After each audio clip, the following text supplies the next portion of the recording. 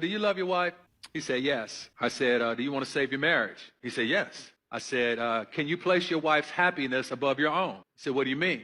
I said, I mean, are you willing to place her dreams, her wishes, her desires above your own? He said, I don't think I can do that. I said, you probably won't stay married then. God tells us that the greatest among us shall be the least among us. Great doesn't always mean being first. That's why God has us open doors and pull out chairs, because these actions require somebody to decrease. And if you understand that, decreasing actually propels you in the relationship. Man, that was some bullshit if I ever heard it. Listen, when he says the greatest among you shall be the least among you, well, then it should be no problem with my wife being the least. If she want to be the greatest, it should be no problem with her being the least. Secondly, acts of service like opening doors and things of that nature and being courteous is not equivalent to putting your wife's hopes and dreams and wishes before your own. He's telling the man how to kill his marriage. You said on your Twitter, I saw this, men play chess, women play checkers. I was curious. I was curious. What do you mean by that? So, like, my dad raised me to understand that men play chess and women play checkers, so that they have a completely different line of thinking than women do. And I didn't really used to like understand what he was talking about, but as I got older, I did, and especially the last couple of years, I see in real time every day men creating circumstances for things that women don't see, whether it be positive or negative. And men are meant to do that, he said, because they are the leaders in the home, so they're supposed to create the circumstances for their family's success, and they do that by chess. And it happens completely unbeknownst to women because we just don't think in that way. And that's a good thing. Like, they have a very a strong ability to compartmentalize and so that they can keep going in difficult situations and hardships that chisel them rather than cripple women, right? Just that's how they become great men and fathers. Okay. Yeah. Could you give an example of what does it mean women play with chess? Like, you mean men play chess? Yeah. And women.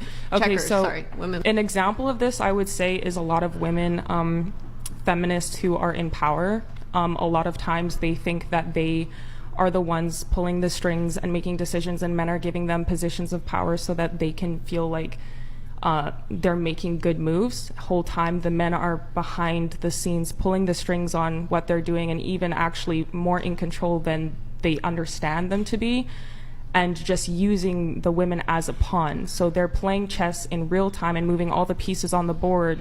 Meanwhile, the women think they're making decisions, but the men are just setting them up to do exactly what they want, whether they decide to submit or not.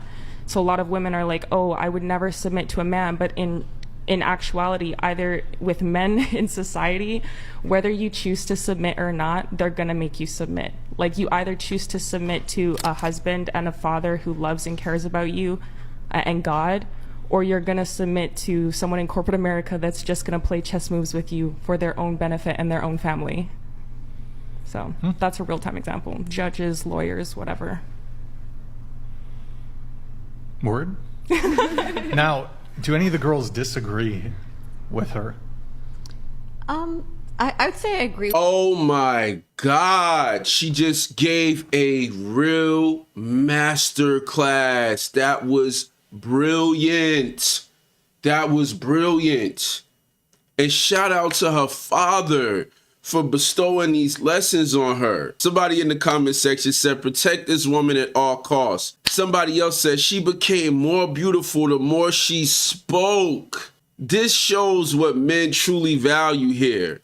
She made it so clear to understand as well. And at the end of the day, this is exactly why you don't go along with your wife's desires, because you're supposed to be playing chess. This is what we always talk about, women being loaded down with sin. Now, the serpent comes in, he gives your woman a desire. Should you listen to your woman? Should Adam eat the apple because Eve desired knowledge and wisdom to be like a god? Should Adam eat the apple now? When a man cheats, it's like one person washing hands in different bowls.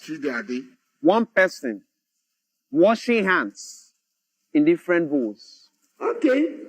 When a woman cheats, it's like different persons Washing hands in one bowl. Different person washing hands in one bowl. You see the difference?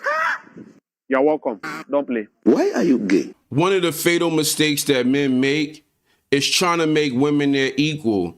And a lot of times men do this because just like you have penis envy, you have penis guilt. There are a lot of men that feel guilty that they was born a man. They like, I was just born a man. I don't want all this pressure. Like, why was I born? Like, because I was born a man, why does that mean that I gotta be a leader? She's smart too. She got, bro, inflate the left one, inflate the right one, and let your nuts hang, please. I'm not saying that you don't ever have to oblige your wife in what she desires, but what I'm saying is that you are the gatekeeper for her desires.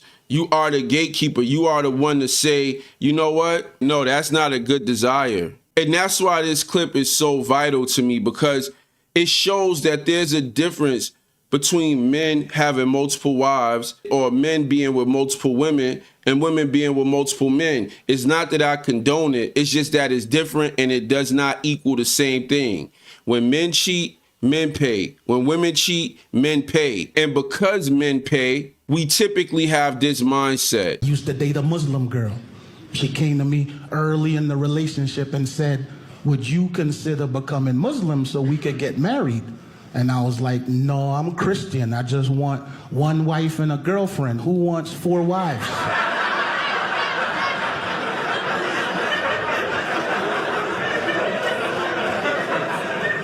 I was raised right, you know?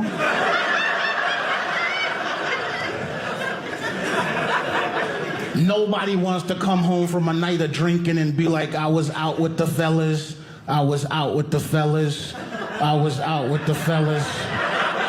I was out with the fellas.